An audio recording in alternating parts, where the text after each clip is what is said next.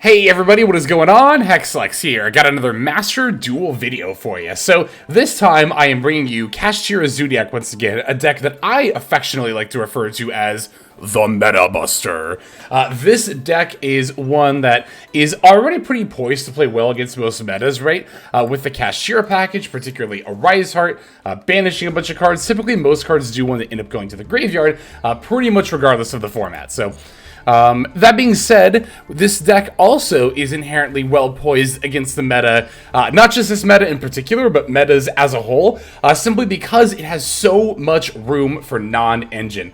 With the Kashtira package, we are definitely running, obviously all three unicorns, but aside from that, it really is fairly minimal. Of course, Fenrir and Birth just went to 1, so we're only playing one of each of those, and Wraitsoth was already at 1.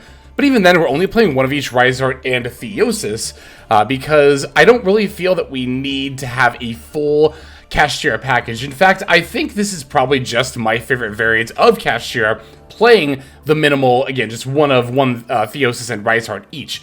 The reason I like this variant in particular is because with pure cash, I find that, especially now with Fenrir at 1, granted that's only one card, well also the Birth too, actually losing a total of 3 in archetype engine cards.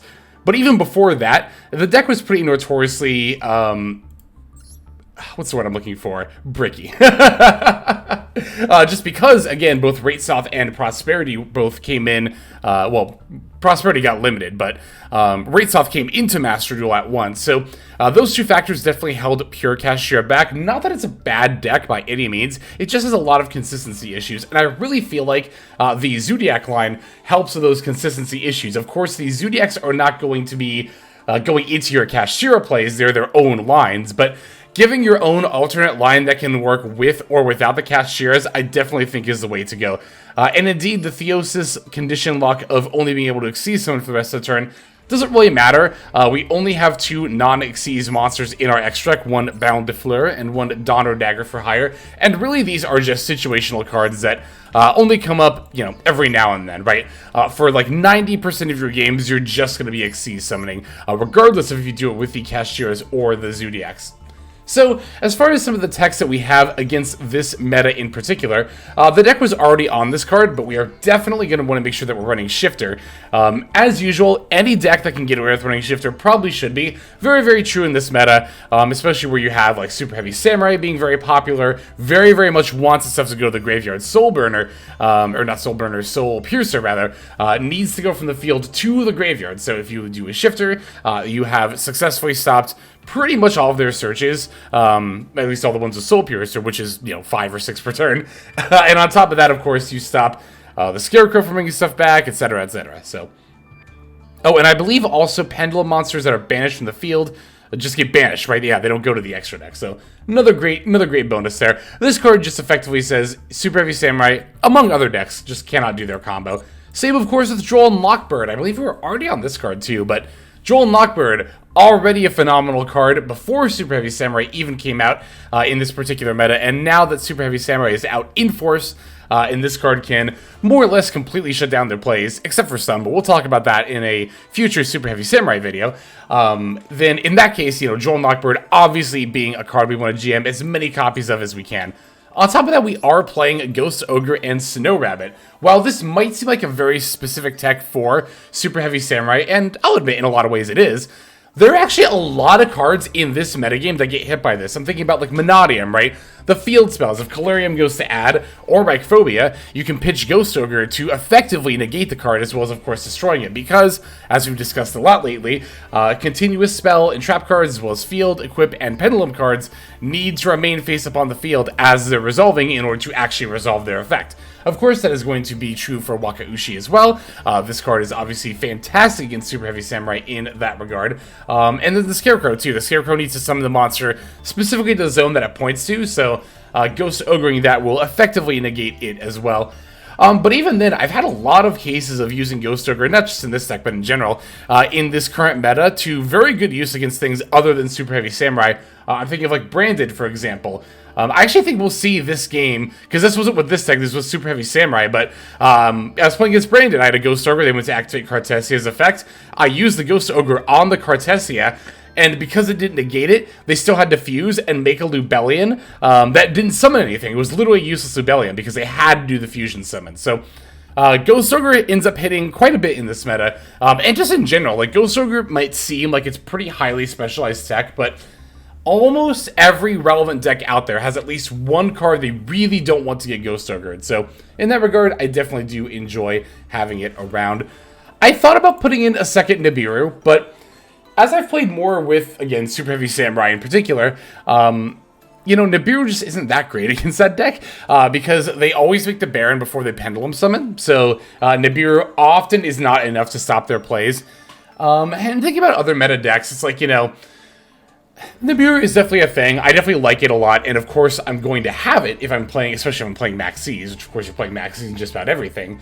And especially in a list like this that has the room. But I don't think 2 Nibiru is like awful in a deck like this that has the room. I just think that I would prioritize stuff like Ghost Ogre a little bit higher as far as like techs and stuff like that go.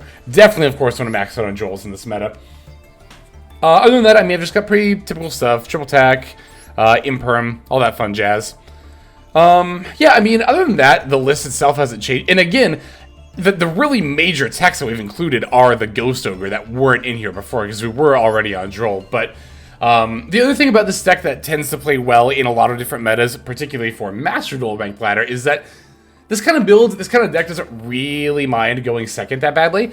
Of course, we would prefer to go first for this deck to ideally open Unicorn plus Zoodiac Monster and set up Ira plus Arise plus Drident, or potentially, depending on the Zoodiac you open, it could even be F-Zero instead of the Drident. But despite that, of course, it has a lot of really, really good going second plays. Not only having easy access to a Zeus with a lot of materials, but even then, just the ability to have all these hand traps and have that disruption available is very, very nice. I do vastly prefer playing hand traps over board breakers in best of one ladder. If I can jam as many hand traps as possible, and even then, when it comes to board breakers, I think for a deck like this, you could get away with like Droplet. But the thing about Droplet is that you still have to send the cards to the graveyard, so if you resolve the Shifter, or if you got a Rise Heart on the field, you can't really Droplet. And when it comes to other board breakers like Dark Ruler No More, Lightning Storm, Evenly Matched, just not a fan of these cards at all. I just don't think those cards are good in best of one ranked ladder unless your deck is exactly poised to go second. Because if I'm going to think of playing a card that's good going second, I want it to have application going first as well. Hence why I vastly prefer hand traps over board breaks. But this deck in particular, again, the only board break I would generally consider playing in this meta right now, Droplet, I would not play in this deck because, again, Shifter and Arise-Heart are kind of non-synergy with it there. So, but that said, if you want to play Droplet to build like this, you do have a good amount of things to send, like the extra field spell, like your extra continuous spells, so on and so forth. So, I think that covers pretty much everything I wanted to say about this build. So let's go ahead and break it down card by card, and then we'll see 3 duels where we'll take on 3 different meta decks, and I'll show you just how effective this particular deck can be. But for our build, we are on 3 Droll and Lockbird, 3 Maxx, 2 Ghost Ogre and Snow Rabbit, 3 Ash Blossom and Joyous Spring, 1 Zoodiac Ratpier, 1 Zoodiac Whiptail, 2 Zoodiac Thoroughblade, 2 Zoodiac Ramram, 1 Zoodiac Kataroost, 1 Kashtira Riseheart, 2 Dimension Shifter, 1 Kashtira Fenrir, 3 Kashtira Unicorn, 1 Nibiru the Primal Being, 2 Triple Tactics Talent, 1 Kashtiratheosis, 1 Pressured Planet Wraitsoth, 3 Fire Formation Tenki. As a note, I do still really like playing 3 Tenki in this deck. I did consider putting in the One of Desires, but I don't like the idea of banishing our Arise-Heart and Theosis, and I'm really just looking for a Zoodiac most of the time anyway, so. We're on 3 Zoodiac Barrage, 1 Kashtira Birth, and then 3 Infinite Impermanence is going to round out our main deck. For the extra deck, we are on 1 Baronne de Fleur, 1 number F-Zero Utopic Future, 1 number F-Zero Utopic Draco Future, 2 Zoodiac Tigermoartar, 2 Zoodiac Drident, 1 Zoodiac Boarbow, 1 Zoodiac Hammerkong, 2 Zoodiac Chakanine, 1 Kashtira Shangri-Ira, 1 Kashtira Arise-Heart, 1 Divine Arsenal AA-ZEUS Sky Thunder, and then finally 1 Donner Dagger for Hire. It's going to do it for our list. Let's go ahead and move on to these games. And who better opponent to start off a video like this than none other than the dreaded Super Heavy Samurai themselves.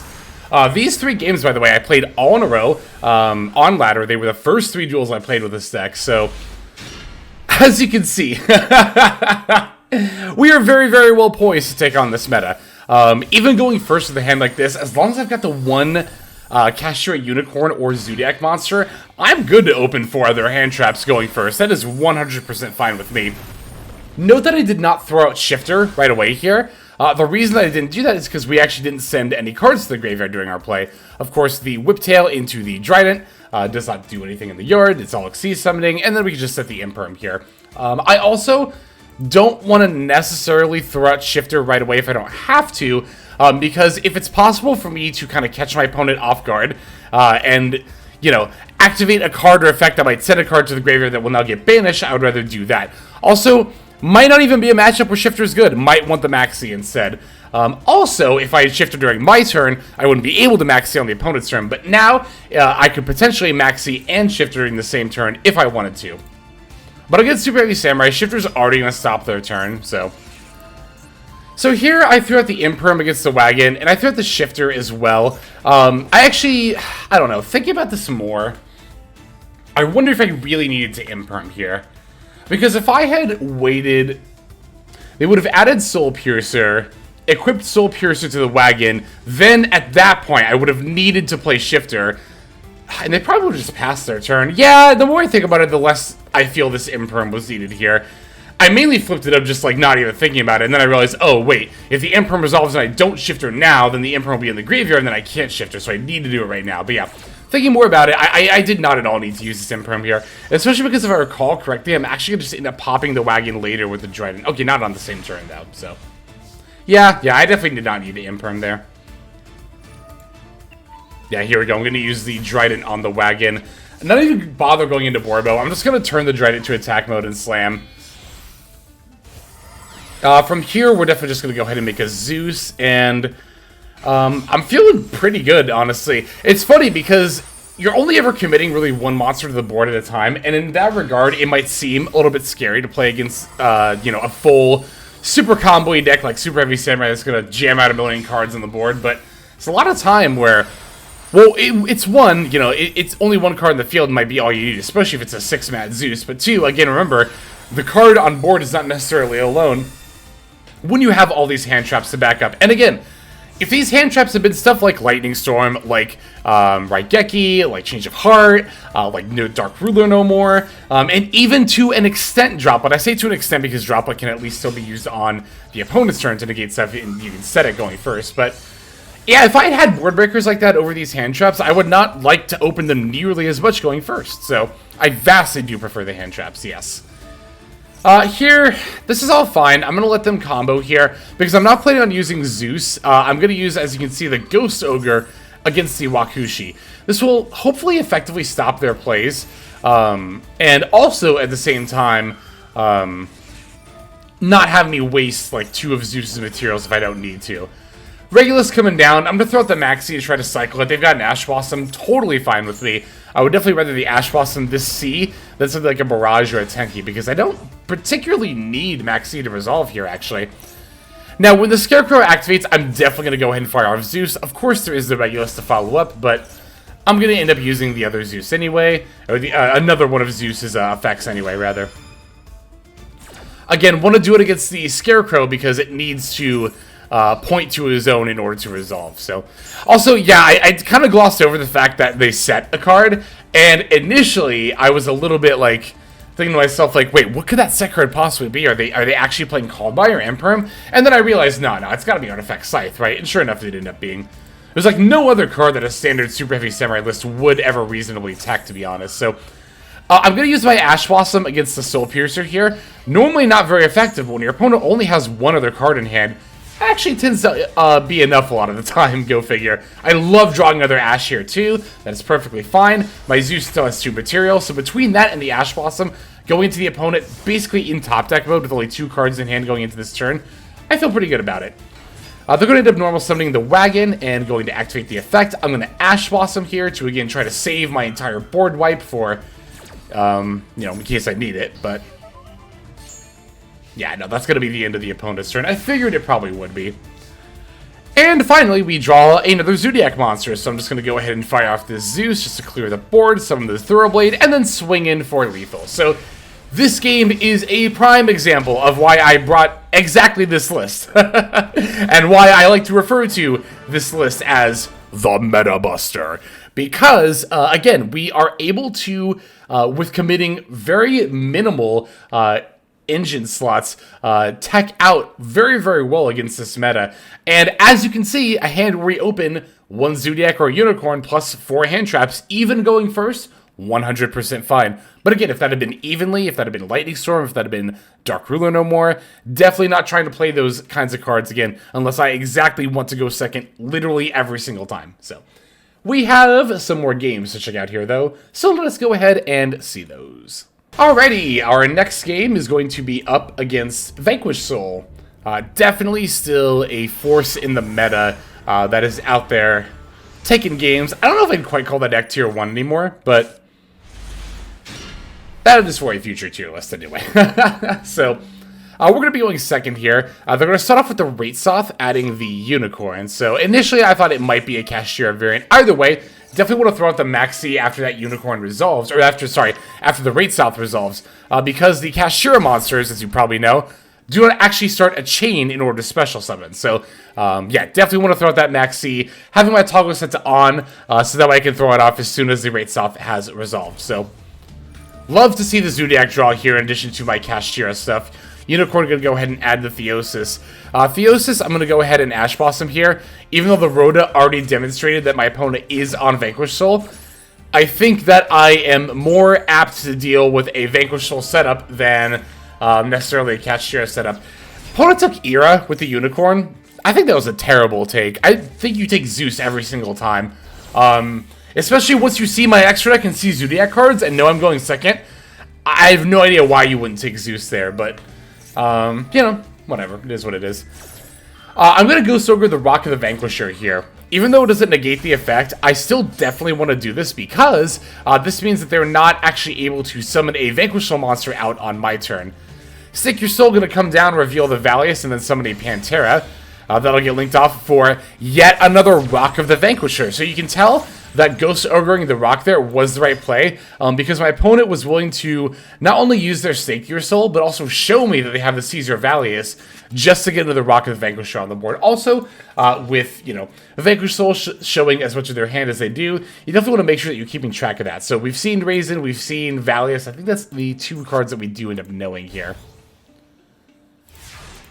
Drawing into the Theosis here. I'm really glad we drew that Imperm, by the way, because I'm definitely just going to start my turn by firing this off on the Rock. Want to make sure I do this now, so that way I'm forcing it, and they can't raise in and pop something later, right? Reason F tries to add. I'm definitely going to use the Ash Blossom here. Want to do that to make sure they're keeping as many attributes out of their hand as possible. Now we've seen the Borger, so now we know their hand is Raisin, Valius. I think there's still one unknown. But also the Ash Blossom will still negate the Raisin even though the Borger bounces. I don't know if my opponent's intention was to actually try to dodge the negate there. Because normally you can do that with Imperm and Veiler, right? If you go to Imperm the Raisin, you can bounce the Raisin, special the Borger, and then the Imperm will fizzle. Not true of Ash Blossom. The reason is because Imperm and Veiler need to negate a face-up card on the field, but Ash Blossom simply negates the effect. So, in that regard, you can just return it to your hand, or rather, even if it gets returned to the hand, as you can see, it'll still get negated, or as you saw, rather, so. Gonna special the Unicorn for the Birth. Gonna go ahead and fire off my Theosis now. And then the opponent just concedes right there. Also, did we see their other Unicorn take? Yeah, they took Boarbow. Which was extra baffling to me, because, like, clearly the taking of Boarbow here is trying to get me to not Zeus, but I don't understand why you wouldn't just take the Zeus here.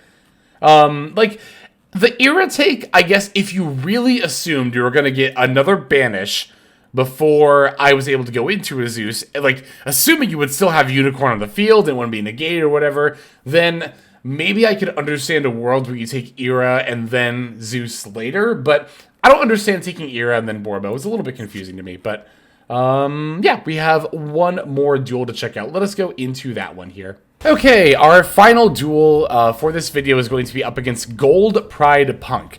I've had a number of people ask me if I think Gold Pride Punk is a tiered deck. Yeah, absolutely. I thought Punk was tier 3 beforehand, and I think that Gold Pride definitely elevates Punk better than Kashtira does. However, I think the deck is probably still tier 3. I just think it's higher up on the tier 3 scale than it was before. It might be lower tier 2. Maybe. But I don't think it is, personally. Probably. We'll see. I'll have to think about that again. The tier list video will come later, so... Create the chain link right out the gate. I'm going to try to Maxx C. They're going to respond with E-Telly. I've got the Ash Blossom for that, which will thankfully stop the Punk line. They're going to fire off with the That Came Out of Nowhere, which I'm going to use to summon out the Ramram in my hand. A couple of reasons I want to do that, even though I do have the Wraitsoth in hand. One is that if I can manage to get my opponent to go out of their way to try to remove this, I definitely want to do that. Two, I also, at the same time, am really looking to bait out this Nitro Head. Because it's really easy for Nitro Head to potentially mess up my plays later. However, if I've got the Ramram out, then yeah, I know they're going to want to put the Nitro Head token next to the Ramram. So I'm going to overlay that Ramram into Tigermoartar, basically in an attempt to try to get my opponent to use the Nitro Head effect, which they actually end up doing. The cool thing about Nitro Head's effect, too, is that it's during the opponent's main phase. So even if they had waited, right, and they hadn't done it right when I summoned Tigermoartar, I could have potentially exceeded up to a Boarbow, and then went to end the main phase. At that point, they've got to use Nitro Head's effect, because if they don't, then I'm just going to go into a ZEUS. Like, I'm just going to go into a ZEUS. Even if that Exceeds monster gets popped during the main phase too, I can still go into a ZEUS with a different Exceeds monster, because the only condition is that I have to have battled with an Exceeds monster during the turn. You do not have to put ZEUS on the Exceeds monster that's doing the battling. In fact, you don't even have to battle with an Exceeds monster you control, period. If your opponent has an Exceeds monster and you battle into it with a non-Exceeds monster, you can later Exceeds summon and then ZEUS. A lot of people don't know that, but fun fact, you can definitely do that. So yeah, I mean, I knew pretty much no matter what I could force the Nitro Head to activate. And now that I have, I'm going to go ahead and Wraitsoth for the Unicorn, throw down the Unicorn. For the Theosis, I still have the Tenki, so that is a full Kashtira plus Zoodiac line, even after they've used the Nitro Head effect. And again, you know, when they activated That Came Out of Nowhere, right? I did think for a moment about, well, you know, if I don't summon the Ramram, then I can still Wraitsoth and then potentially go for, you know, the what's it called? Hang on. For them to go for like Kashtira plays, right? But when they used That Came Out of Nowhere, you know, I had the idea to put Zoodiac Ramram. I didn't know they were going to play Nitro Head, right? I didn't know that ahead of time, but the thought came to my head, well, if I have the Ramram already out, and that's enough to carry me, do I really need to summon the Kashtiras, right? Because from that point, I can set up the ZEUS, I can board wipe, and then if that's enough to stop my opponent, or if it's at least enough to force my opponent to use an out, then that's good. Then I can Wraitsoth later, and then I can do my Kashtira line. I think a lot of players would not have summoned the Ramram off of That Came Out of Nowhere because they were holding the Wraitsoth, but I think it actually did end up being the correct play. But it's one of those plays where you can definitely argue either way, and I think it's really cool to be able to show off lines like that. It just goes to show there's not always a 100% optimal play. It is sometimes up for debate, but in any case, yeah, that's going to go ahead and do it for this video. I hope everyone enjoyed the deck profile here for the Meta Buster. But let's go ahead and just move now to our outro. Hey everybody, thank you so much for watching all the way to the end of the video. That means a lot to me. It's also a great way to support the channel, so thank you very much in that way as well. If you're interested in supporting the channel in other ways, like the very special patrons that I am thanking here, you can do so by checking out some of the links in the description. One of those goes to the Patreon, where you can join these fine folk and support the channel that way. I do post daily content over on Patreon, so you do get something for support there. And if you're interested, I also have a coaching tier option as well. Details again will be on Patreon in the link below. Also in the description linked below is my Twitch page where I stream a few times a week. You can go ahead and check that out, follow or subscribe over there if you ever want to catch me live. You'll also find my second YouTube channel if you feel like subscribing over there to watch some of the Twitch VODs as well as some additional non-Yu-Gi-Oh related content that I make over there. Again, Any of those links you want to check out is all a great way of supporting. But again, even if you don't do that, just watching was also a fantastic way to support. And once again, I have to thank you so very much. But in any case, this is Hexlex. I'm going to be signing out, and I'm hoping you have a fantastic day.